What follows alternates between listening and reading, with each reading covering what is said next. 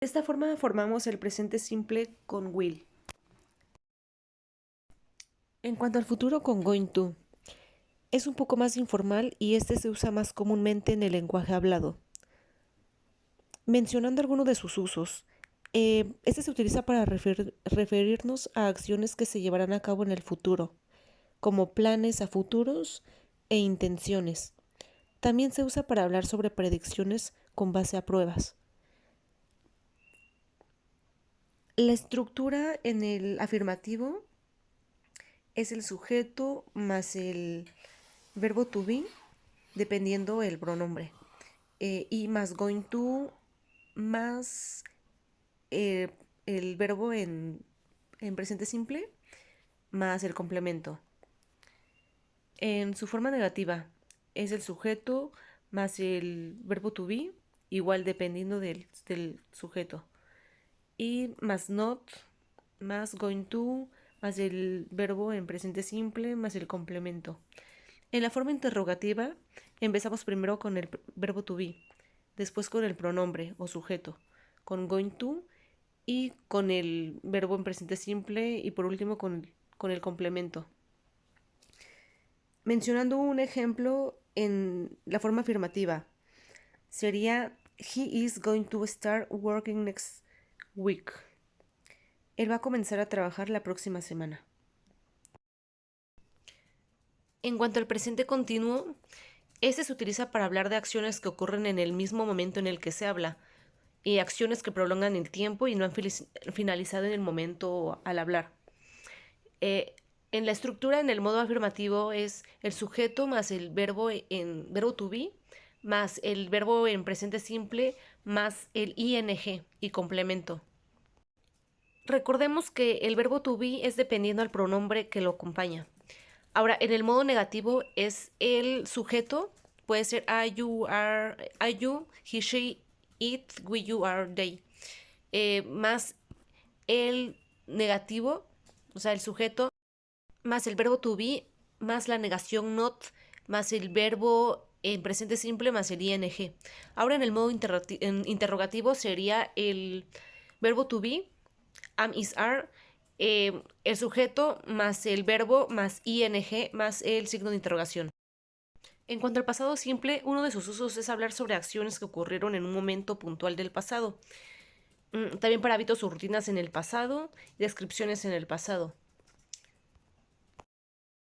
La estructura en el modo afirmativo es sujeto más el verbo en presente simple más la terminación en pasado ed más el complemento.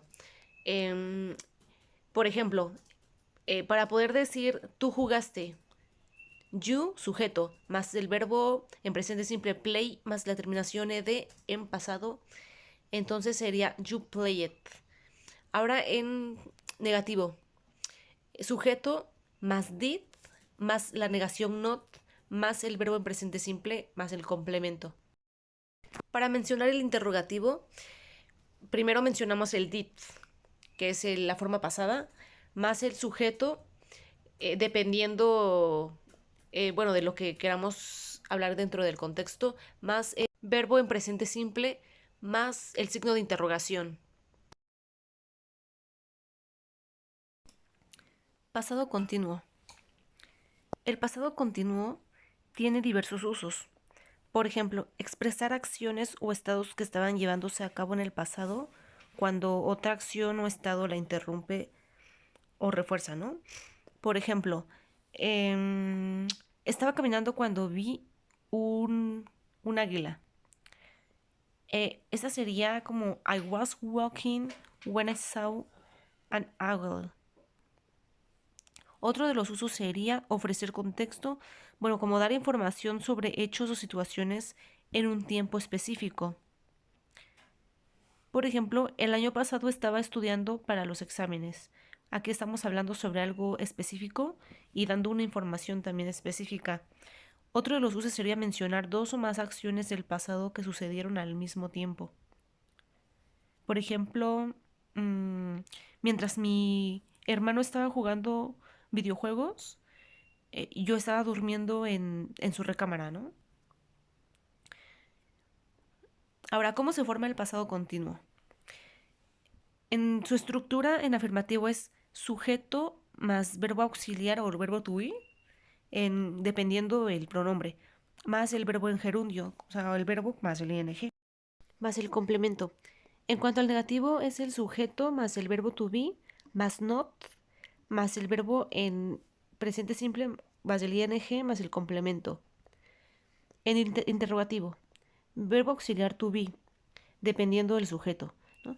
Primero el auxiliar to be, más el sujeto, más el verbo, más el ing, más el complemento. En afirmativo, un ejemplo sería I was playing. El futuro continuo. ¿Cuándo se utiliza? Los usos son para expresar una acción futura en un momento específico, también para indicar que una acción futura se interrumpe por otra. Por ejemplo, en la oración de ellos van a estar cocinando para cuando llegues. Otro de los usos es para presentar suposiciones que tienen la posibilidad de suceder en un futuro o incluso también pueden suceder en el presente. La estructura para el afirmativo es sujeto más will be más el verbo más ing más el complemento. En la estructura negativa es sujeto más el will más not o won't más el be más el verbo más ing más el complemento. Y por último, en cuanto a la interrogativa, es el verbo auxiliar will más el sujeto que puede ser I, you, he, she, it, we, you, they, más be más el verbo más ing más el complemento y con el signo de interrogación. Hablaré acerca de los condicionales. Bueno, en la clase vimos 3 tipos de condicionales, que son el cero condicional, primer condicional y segundo condicional. En cuanto a sus usos, en el cero condicional habla acerca de verdades universales, ¿no? Siempre que son comprobadas. En el primer condicional habla sobre situaciones reales o que pueden ser posibles.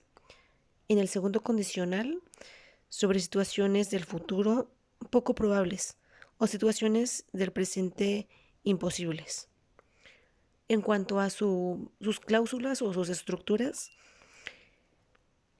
bueno, en el cero condicional, su estructura es if más presente simple más presente simple. Por ejemplo, una oración sería if I work too much, I cry.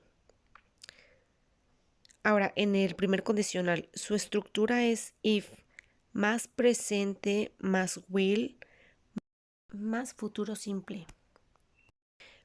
Una de las oraciones quedarían como if it rains today, I will stay at home.